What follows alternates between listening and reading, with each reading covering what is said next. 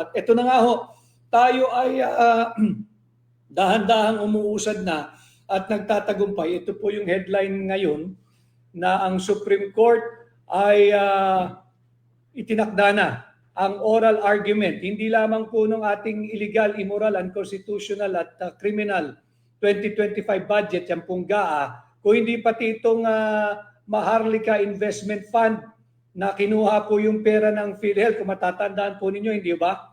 60 billion pesos ng PhilHealth kinuha po nito. Kaya ito po ay itinakda ng Korte Suprema, yung sagaan natin, ng April 1, diyan po sa kanilang en banc session sa Baguio. Marami pong nagme-mensahe sa akin at tinatanong kung meron bang na-isyong TRO.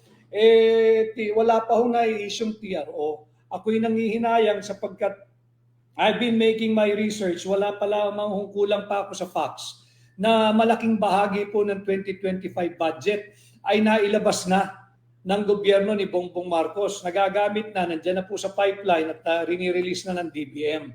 Nakakatakot po ito sapagkat April 1 pa ang oral argument. At kung sakasakali napanigan at ideklara ng Korte Suprema na illegal nga, invalid, null and void at unconstitutional itong 2025 budget, baka wala na pong laman ang kaban ng pera ng Pilipino. Kasi nagmamadali ang Marcos administration dahil hindi po developmental budget itong 2025. Itong 2025 budget na ipinasa ng Bongbong Marcos administration na illegal ay punong-puno ng pamumulitika. Binusog po nila yung para sa AKAP, binusog po nila yung para sa AIX, binusog po nila yung para sa kanilang mga pet projects o yung pork barrel. Tangan-tangan po yung tinatawag na program appropriation. Kaya nakakatakot. Sana magpupulong po kami nung iba pang petitioners at yung mga abogado ho natin kung ano ang maaari pa nating gawin for the time being between now and April 1 para makahiling tayo muli sa Korte Suprema ng maaaring reiterative motion na mag-issue ng temporary restraining order at makapag-issue na rin ng subpoena.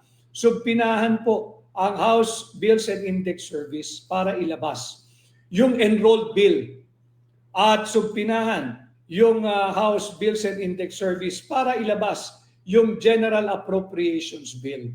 Mahalaga po kasing maiproduce ito bago pa magkaroon ng oral argument para makapaghanda din po yung ating mga abogado at kami mga petitioner sa pag-argue diyan sa Korte Suprema. May pakita natin na blanco yung final approved, signed, and ratified Bicameral Conference Committee report na unang sinabi ng Malacanang wala raw blanco at tinawag pa kaming sinungaling. Ngayong may desisyon na ho ang Korte Suprema na patunayan natin na sinungaling ang Malacanang sapagkat pinagbigyan ng Korte Suprema na magpatuloy ang ating kaso.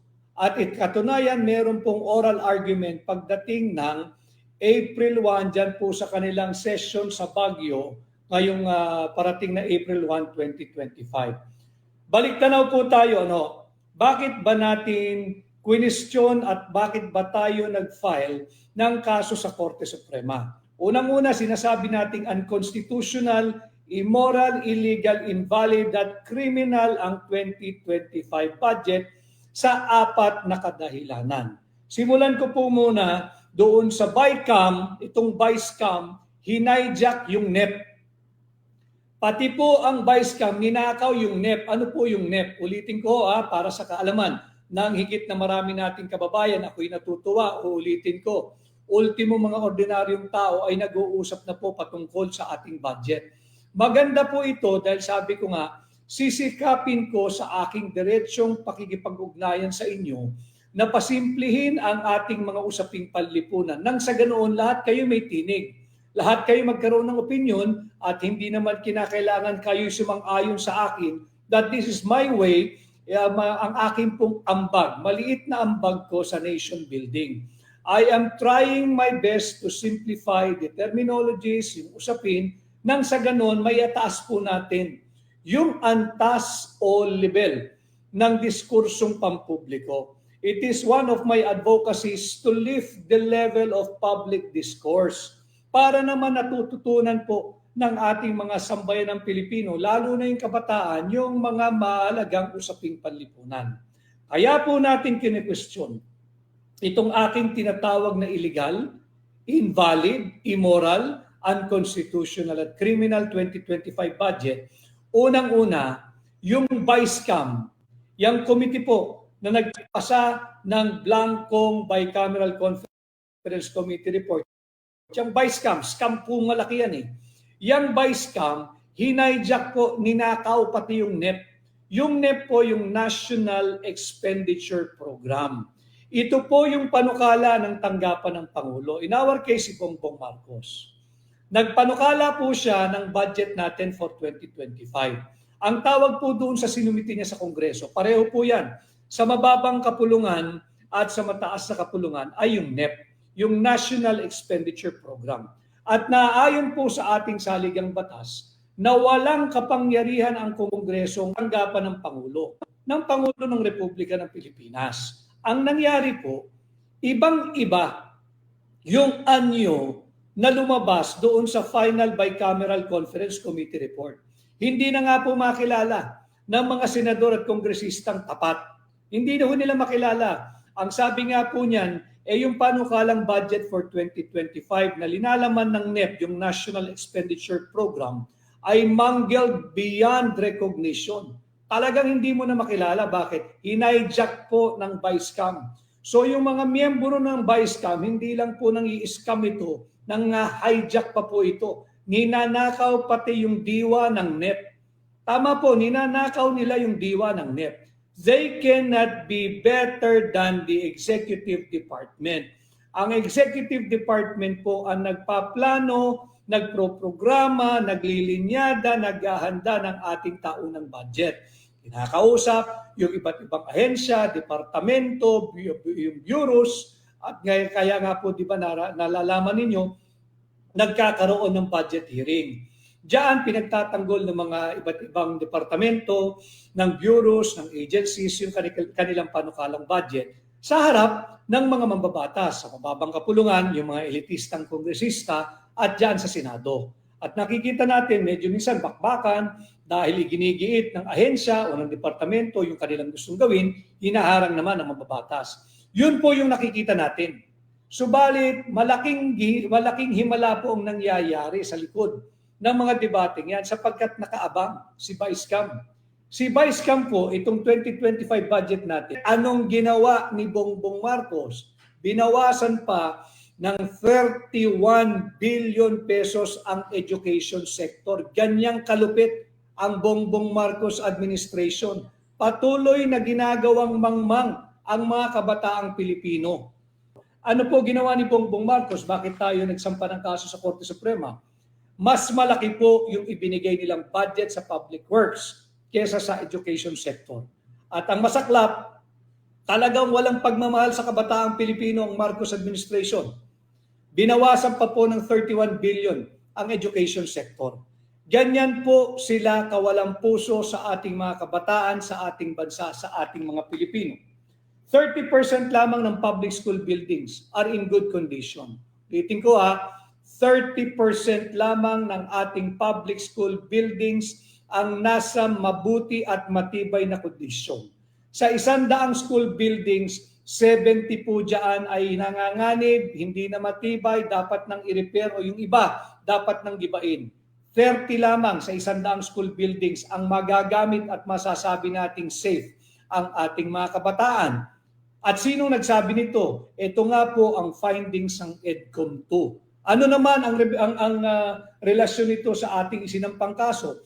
Sapagkat kaya po tayo nagagalit, bukod sa sinasalaula ng Bongbong Marcos administration ng ating saligang batas, binawasan po nila ng 31 billion pesos ang education sector. Binusog yung akap at ayix ng mga elitistang kongresista at senador.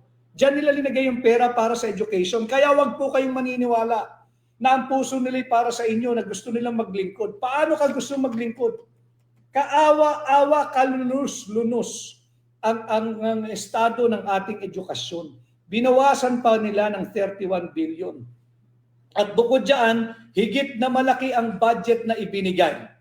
Higit na malaki ang budget na ibinigay sa public works, hindi po sa education sector. Labag po yan sa ating saligang batas. Bilang dagdag, meron pong 4.9 million out of school Filipinos. 4.9 million. Ang dami po nito.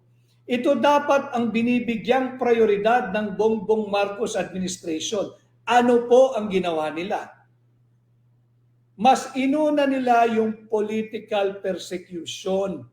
Mas inuna nila na sikilin gipitin ang lahat ng nagpapahayag ng kanilang honest dissent and criticism sa napakamaraming maling polisiya ng administrasyon ni Bongbong Marcos. At bukod po riyan, ang ating pong mga kabataan, alam ho ninyo, 65 of every 100 Filipino youth na dapat ay nasa kolehiyo, wala po sa kolehiyo. 65 out of 100 Filipino youth, hindi na po tumungtong sa kolehiyo. Yan po ang bagong Pilipinas. Ganyan sinasalaula ang kabataang Pilipino. Kawawa naman yung mga magulang na nagpakalayo-layo pa, nagtrabaho sa ibang bansa, tapos ganito lang ang gagawin sa pera nating mga Pilipino. Naghatid ng halos $38 billion remittance last year. Ito po yung kanilang pinagtatakpan. Mabuti na lamang nagdesisyon ng Korte Suprema. Bantayan natin ang mainstream media. Yung mga pahayagan. Baka naman ang headline nyo pa rin, Duterte. Whether si Pangulong Duterte, si Vice Presidente Inday Duterte, si Mayor Baste Duterte, si Congressman Pulong Duterte. Ito po ang inyong ibandera sa inyong mga pahayagan. Ito po ang dapat linalaman ng mga mainstream media, mapa TV, mapa radyo. Huwag ninyong tulungan ng gobyernong patuloy na budulin ang sambayan ng Pilipino. At sapan, kaya po tayo ay nauwi at nag-file ng kaso sa Korte Suprema questioning the constitutionality of the 2025 budget. We are praying that the Supreme Court will grant our petition isantabi itong illegal, unlawful, immoral, invalid, unconstitutional at criminal 2025 budget. Salamat kay dating Speaker Bebot Pantaleon Bebot Alvarez. Kung mahal nila ang Pilipino, kung mahal nila ang kabataang Pilipino, dapat po pinag-ukulan nila ng panahon na ubusin itong backlog o shortage na 165,000 classrooms. 1.4 billion every day. Mag-set aside lang ho sila ng 10 araw. 14 billion po iyon. Ilang classroom po ang may tatayo nila? Ang dami po sana, hindi lang 847 na kanilang naitayo last year, 847 lang. Tapos pag may kalamidad, itatakbo mo sa classroom bilang evacuation center or temporary shelter. Pero 1.4 billion pesos ang inuubos nila. Araw-araw on record po iyan. Last year, 1.4 billion. Ito na, tumambad sa atin. 165,000 classrooms ang kulang. 847 lang ang kanilang pinagawa buong taon. In 365 days last year, 847 classrooms lang ang kanilang pinagawa. Nakakaawa, nakakalunos-lunos po ang estado ng ating edukasyon. So ito ho yung ating mainit na balita.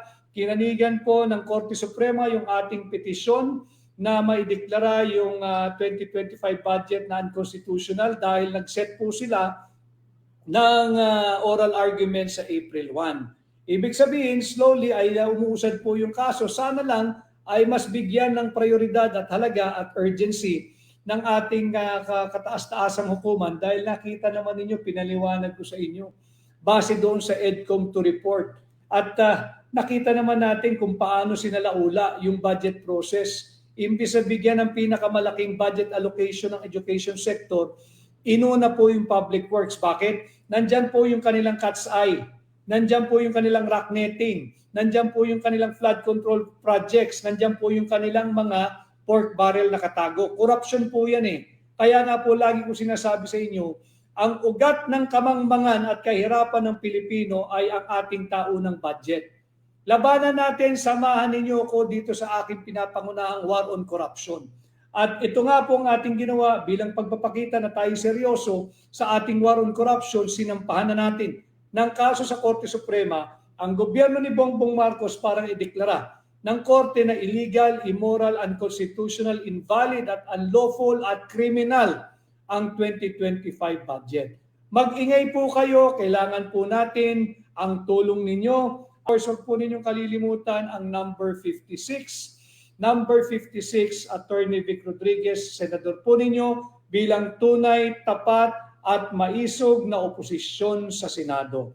Muli tayong magkita at magsama-sama, hopefully bukas ay makapag-live din po tayo. Kung di man po yung oras natin kanina, samahan ko uli kayo sa pag-uwi ninyo. Salamat po sa lahat ng Pilipino sa mampanig ng mundo, ang ating mga overseas Filipino workers, ang ating mga Filipino migrants, ang mga Pilipino po dito sa loob ng ating bansa. Magkaisa po tayo, labanan po natin ang pangbubudol at tandaan ho ninyo, ang suka ang kalaban ng tanso, ang suka ang kalaban ng peking ginto, ang suka ang kalaban ng mga nambubudol sa sambayan ng Pilipino. Tulungan po ninyo kami ngayong 2025, magkaisa po tayo, magsama-sama po tayo at kayo'y maghatid ng bago sa Senado dahil posible ang pagbabago sa number 56, Attorney Vic Rodriguez, Pilipino, abogado, maisog. Maraming salamat at magkita-kita po tayo muli. Mag-iingat po kayo sa inyong